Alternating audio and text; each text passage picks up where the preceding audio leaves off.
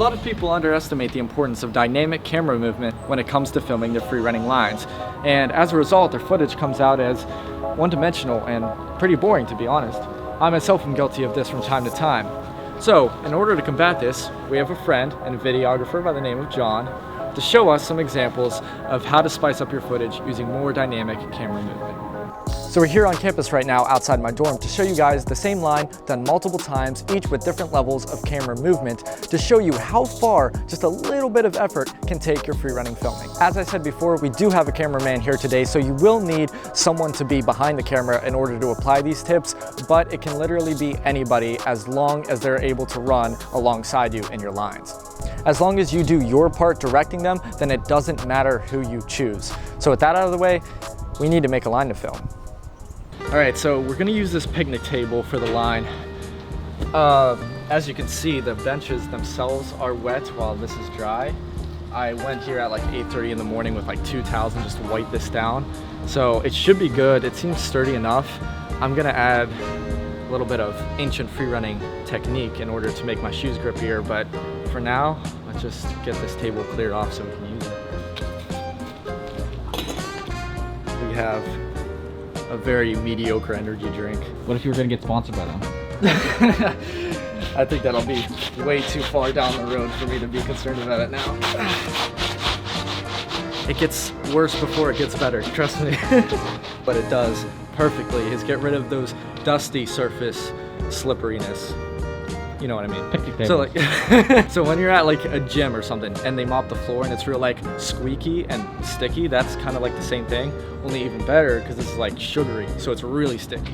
Just make sure you try it off before you do it, because if you do it while it's wet, then it's the exact opposite of what you want, so. That should be good. Here's the table. I mean, I'm just gonna do a little bit of like tumbling, I'm thinking, after the line, after the picnic table spot. I think you should be fine. The only thing you should be worried about is like leaves. I don't want the leaves. And that. What's that? Oh, a butterball. Stuck your hand right in that. It's a butterball. Plant right on that. Yeah. Okay, I'm gonna clear out some leaves because leaves can be very slippery. Okay, I think that's pretty good clearance right here. Always make sure your surfaces are not slippery, especially when doing it on concrete or brick in this case. This is what I think we're gonna be doing. I've done a line similar to this in my Focus Flow comeback video. I did a Kong vault precision to the end of the table. Not really a precision because there's no ledge or anything I had to land on, but I did a Kong vault on top of the table, front flipped off, and then I landed in like a front handspring / walkover. I might just switch it to doing a tumbling line directly from the front flip. The biggest concern with the line is on the picnic table, when I do this Kong pre, there's gonna be a lot of forward momentum and I'm not gonna be coming from a very high to low landing. It's like me just zooming straight.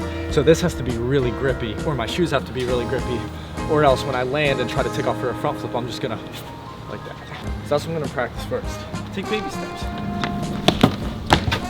Oh, that should work.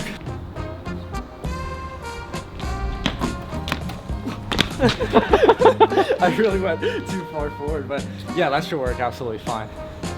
I'll practice a few flat ground front flips and then I'll just take it right there, and then the rest should be not too bad.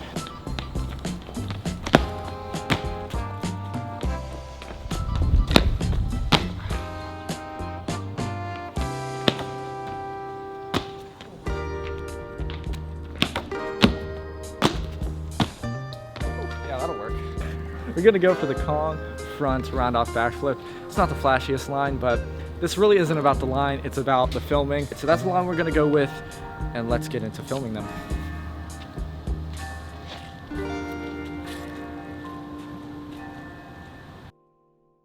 So now that we got our line made up, let's start with the first beginning level of dynamic camera movement, and that is just like your granddad would do with his camcorder at your first ever soccer game. That is novice. Not much to say about this level of camera movement other than it's pretty boring. The filmer is stationary and is just panning the camera in the direction of the line. The fact that we can basically recreate this level of camera movement in editing means that we're not utilizing the best thing that we have going for us, which is a filmer. So let's get him moving. Apprentice. Alright, so now we got some action. The filmer is simply moving alongside us as we complete our line, and we can already see how much of a difference that makes compared to our previous version. Oh my gosh. The problem is that this is where most people stop trying to add dynamic camera movement. But the filmer is at the same angle in regards to us throughout the entirety of the line, making it look nothing more than a two-dimensional video game. So it's time to add some parallax. Adept. Now we're talking. As you can see, he switched from just filming the side of me to also from the perspective of being in front of me in order to add parallax. It's important to note that in order for this to properly add parallax, you need to be switching from these angles in the line. So now we're getting there, but there's still more camera movement that we could add. Expert. Another layer of interest we can add to our camera movement comes from the height of the camera. So here we have a below angle to start off the line, and then by the time we're finished, we're at an above angle. By interchanging the height of the camera throughout the line, we can get more unique perspectives. As a general rule of thumb, keeping the camera at a lower angle will make the obstacles appear bigger, but this isn't always ideal for freerunning. And just like with the last one, you can also utilize different heights and angles in one given line. Master. The final type of movement that can add a lot to our freerunning lines is the intersection between the filmer and the freerunner's path. This ties in with the adept tip of changing angles of the freerunner, but this time we're going to be completely shifting the perspective by wrapping around the other side of the freerunner. Doing this can really immerse the viewer into the video because by intersecting the freerunner's path with the filmer's, it makes the viewer feel as if they're in the middle of it all. At least that's what it makes it feel like for me when I'm watching it. Now there is one more type of movement that I had in mind but didn't really want to go over too much, and that involves the roll of the camera or rotating it horizontally, which can be used in certain situations but oftentimes is easily overdone. So I want you to be aware that it's there and maybe find creative ways to use it, but just be careful not to overdo it because it's really easy to. All right, so there you have it. Those are my 5 or 6 levels of dynamic camera movement to use when filming your freerunning. Now, one thing I want to say is that it's not always beneficial to use all of these techniques all at once in every single line that you do. Sometimes it's going to be more ideal to use lesser amounts of movement depending on the vibe you're going for, depending on the line itself, and just what you're aiming to do with the video. So shake it up. This video is just here really to give you new ideas of how to incorporate movement in your filming, but there's no right answer all the time. And there's also more stuff that I could have mentioned when it comes to camera movement, so just know that there's more stuff to learn and more stuff that's out there. That's gonna about do it for this video. Thank you guys so much for watching. If you liked it, consider subscribing, and I hope to see you in the next one in better conditions than this.